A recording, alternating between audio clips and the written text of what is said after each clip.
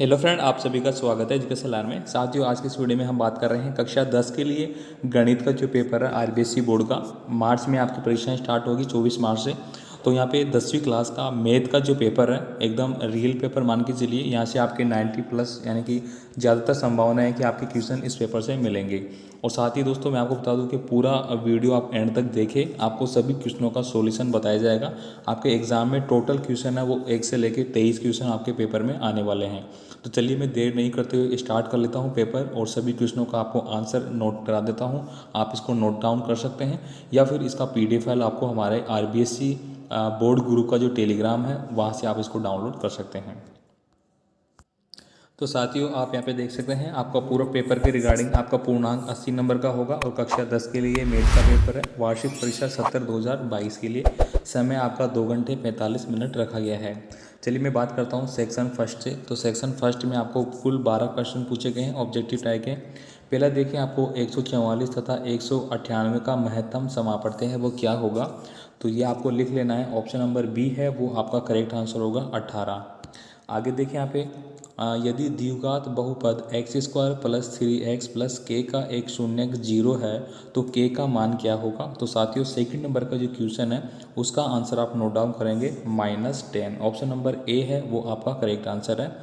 आगे देखिए यहाँ पे अगला क्वेश्चन है थर्ड नंबर का, k का वह मान जिसके लिए रेखीय समीकरण निकाय आपको यहाँ पे दिया गया है ये, ठीक है।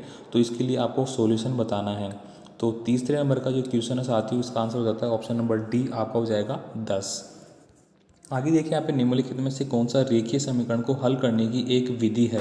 तो दोस्तों ये बहुत ही ज़्यादा इंपॉर्टेंट है, विधि के इंपॉर्टेंट आपके क्वेश्चन एग्जाम में आएगा आपका, ठीक है। तो फोर्थ नंबर का जो क्वेश्चन है इसका आप आंसर नोट डाउन कर लेंगे। ऑप्शन नंबर डी हो जाएगा यहाँ पे। प्रतिस्थापन विधि होगी, विलोपन विधि होगी और वज्र गुणन विधि, ये सारे आपके होंगे। आगे देखिए यहाँ पे अगला क्वेश्चन है समांतर श्रेणी 5, 9 और 13 के बाद में 185 में कितने पद है। तो यहाँ पे 5वें नंबर का क्वेश्चन है साथियों, इसका आप सही आंसर नोट डाउन कर लेंगे। ऑप्शन नंबर बी आपका करेक्ट आंसर होगा 46। आगे देखिए यहाँ पे बिंदु -3 और 4 कौन से चतुर्थांश में स्थित है। तो ये द्वितीय चतुर्थांश में स्थित हो जाएगा। अगर आपने ये पढ़ा है इस तरह से मैं बात करूँ ये वाला, ठीक है। तो यहाँ पे -3 दिया गया है आपका, जो कि किस में जाएगा, एक्स में। तो -3 इधर आ जाएगा आपका, इधर आ जाएगा -3 एक्स पे, और y के 4 यहाँ पे आ जाएगा। तो ये फर्स्ट है, ये सेकंड है, तो यहीं पे ये बना हुआ है इस तरह से। तो ये द्वितीय में हो गया, यहाँ पे बनता तो प्रथम, ये तृतीय में हो जाएगा, यहाँ पे चतुर्थ में। तो ये किस में दिया गया आपका, द्वितीय में। तो ऑप्शन नंबर बी आपका करेक्ट आंसर है। आगे देखिए यहाँ पे बिंदु आपको दिया गया है P = 3 और 4 की x अक्ष से दूरी आपको फाइंड आउट करनी है। तो इसका आंसर क्या निकल के आएगा साथियों, ऑप्शन नंबर ए हो जाएगा आपका 3 इकाई, ठीक है। ऑप्शन नंबर ए हो जाएगा आपका 3 इकाई, आपका करेक्ट आंसर होगा, ठीक है। इसके बाद देखिए यहाँ पे sin 45 और cos 45 का मान है वह क्या होगा। तो ये दोस्तों आपको सभी को पता है कि √2 इसका मान होता है। आप यहाँ पे लिखेंगे sin थीटा 45 का मान क्या होता है 1/√2 + 1/√2 आपका आंसर आएगा। आप एलसीएम लेंगे, √2 आ जाएगा यहाँ पे। तो यहाँ पे 1 + 1 आ जाएगा, यानी कि 2/√2। तो ये √2 से एक √2 कट गया, तो लास्ट में क्या बच गया, √2 आपका बन जाएगा। तो ऑप्शन नंबर सी है वो आपका करेक्ट आंसर होगा। आगे देखिए यहाँ पे cos² 12 और cos² 78 का जो मान है वह क्या होगा। तो साथ ही इसका आंसर आपका हो जाएगा ऑप्शन नंबर डी, 1 इसका आंसर निकल के आएगा। आगे देखिए यहाँ पे दिए गए सूत्र आपको ये दिया गया है, ठीक है। 10th नंबर का क्वेश्चन, इसका आंसर आपको बताना है। तो साथियों इसका आंसर आप नोट डाउन कर लेंगे। ऑप्शन नंबर बी है वो आपका करेक्ट आंसर हो जाएगा यहाँ पे, ये वाला, ठीक है। चलिए आगे देखते हैं अपन, आपको यहाँ पे दिया गया है बंटन 2, 3, 4, 7, 5, 1 का माध्यक क्या होगा। तो साथियों इसका माध्यक होगा ऑप्शन नंबर सी आपका से हो जाएगा 3.5। और लास्ट वीडियो में मैंने बता रखा है, जैसे कि आप सबको क्या करेंगे, ऐड करेंगे, जितनी भी संख्या है उसका भाग दे देंगे तो आपका आंसर आ जाएगा। आगे देखिए, अच्छी प्रकार से फेंकी गई 52 पत्तों की ताश की गड्डी में से एक पत्ता निकाला जाता है, एक इक्का आने की प्रायिकता क्या होगी। तो एक इक्का आने की प्रायिकता क्या हो जाएगी साथियों, ऑप्शन नंबर बी आपका सही आंसर हो जाएगा। यहाँ पे 1/13 है ना वो, ये वाला आंसर आपको सही हो जाएगा 1/13। यानी कि दोस्तों एक की बात की जाइए, अब 13 पत्ते होते हैं, 13 पत्ते में एक ही इक्का होगा, मतलब एक एक पत्ती होगी एक एक की। तो यहाँ पे एक क्या हो जाएगा, 13 में से एक आने की प्रायिकता 1/13 इस तरह से हो जाएगी। आगे देखिए यहाँ पे रिक्त स्थान की पूर्ति करने वाले क्वेश्चन है। दिए गए समीकरण में x प्लस वाई बराबर 14 है और x माइनस वाई बराबर 6 है, तो x और y का मान आपको फाइंड आउट करना है।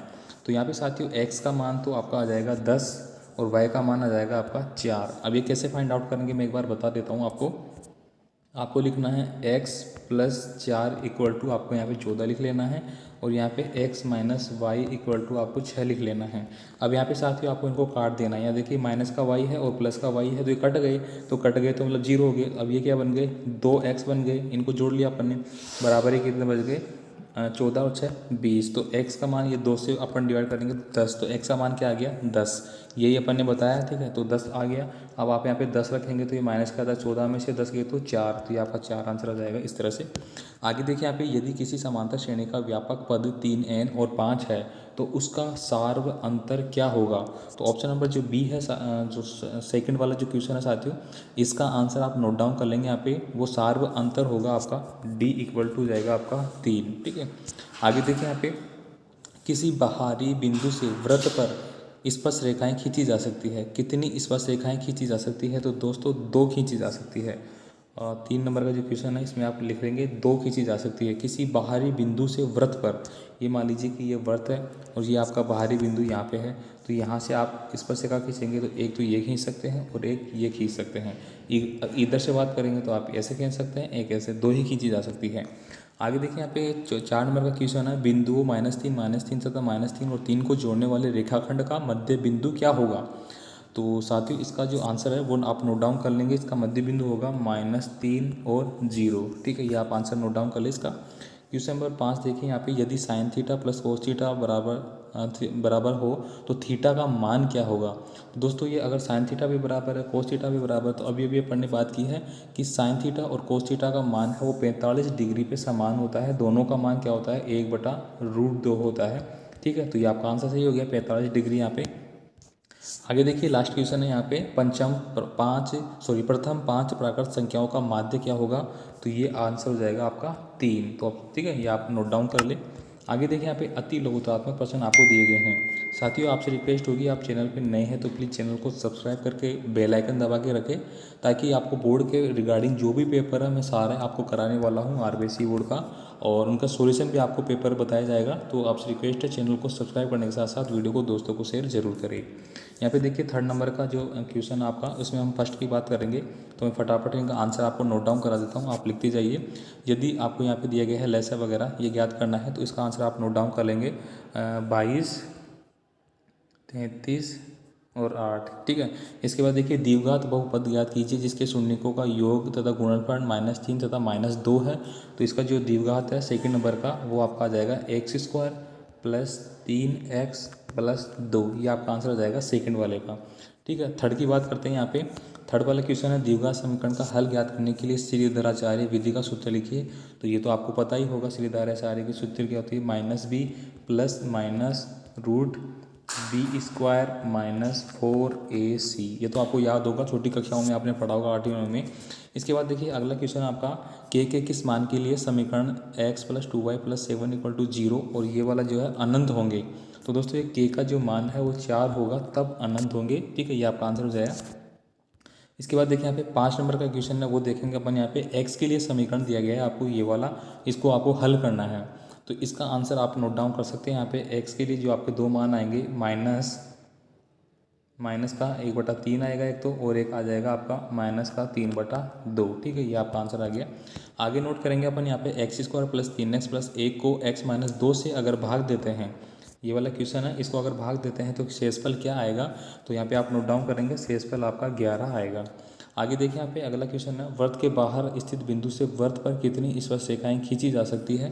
तो ये 2 खींची जा सकती है, अभी अपन ने बात की है इसके बारे में। यहाँ पे देखिए क्वेश्चन नंबर 8 है, बिंदुओं -1 और जो 7 है और 4 और 3 के मध्य बिंदु के निर्देशांक है वो क्या होंगे। तो इसके जो निर्देशांक है साथियों 8 नंबर का क्वेश्चन है वो आप नोट डाउन करेंगे। एक तो जाएगा आपका 3/2 और एक हो जाएगा 2, ठीक है। इसके बाद देखिए यहाँ पे 9वां क्वेश्चन है, यदि 2 cos 3 थीटा = 1 है तो थीटा का मान क्या होगा। तो यहाँ पे इस क्वेश्चन का आप नोट डाउन करेंगे, थीटा का मान आपका निकल के आएगा 20 डिग्री।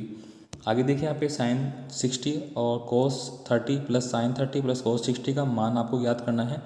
तो 10 नंबर का क्वेश्चन है साथियों, इसका आंसर आप नोट डाउन करेंगे 2 आ जाएगा। आपको क्या करना है, डायरेक्ट वैल्यू रखनी है। साइन 60 का मान क्या होता है, 2/√3 होता है, प्लस इस और गुणा में है ये तो ये 1/2 होता है।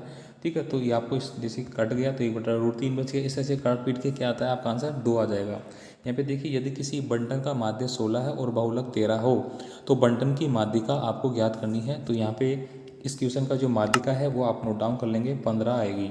इसके बाद देखिए यहाँ पे अगला क्वेश्चन आपका आता है लास्ट वाला, 2 पासों को एक साथ फेंका जाता है, इसकी प्रायिकता क्या है कि दोनों पासों का आने वाली संख्याओं का योग 7 है। तो ये साथियों आपका हो जाएगा 6/36 और इसको आप सोल्व करेंगे तो 1/6 इसका आंसर हो जाता है। ठीक है, इसके बाद देखिए यहाँ पे सेक्शन बी आता है। तो साथियों यहाँ पे सेक्शन बी से रिलेटेड जो आपके क्वेश्चन है यहाँ पे देखिए अगले वाले ये अपन एक और वीडियो में अपलोड करेंगे, क्योंकि वीडियो लंबा हो जाएगा तो थोड़ा बोरिंग लगेगा। तो आपको लिखित में सारा क्वेश्चन पेपर यहाँ पे मिल जाएगा। टोटल क्वेश्चनों की बात करें तो 23 क्वेश्चन आपके एग्जाम में रहने वाले हैं। तो आई होप साथियों आपको अच्छे से पूरा पेपर समझ में आ चुका होगा। तो कमेंट करके जरूर बताएं कैसा लगा।